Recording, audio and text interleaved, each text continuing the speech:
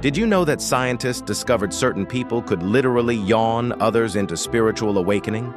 It started when sleep researchers noticed something strange about contagious yawning. Regular yawns spread tiredness, but yawns from spiritually awakened individuals triggered profound consciousness shifts in nearby people.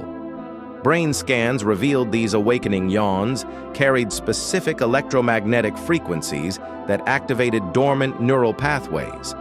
The connected could transmit awareness through breath and vibration. Meanwhile, yawns from the disconnected only spread emptiness and fatigue. Scientists realized these were ancient human communication tools, biological mechanisms for upgrading consciousness. Soon, awakened individuals gathered in yawning circles to accelerate spiritual development. Authorities tried banning these gatherings, fearing rapid consciousness evolution. But it was too late. Humanity was remembering how to awaken each other, one yawn at a time.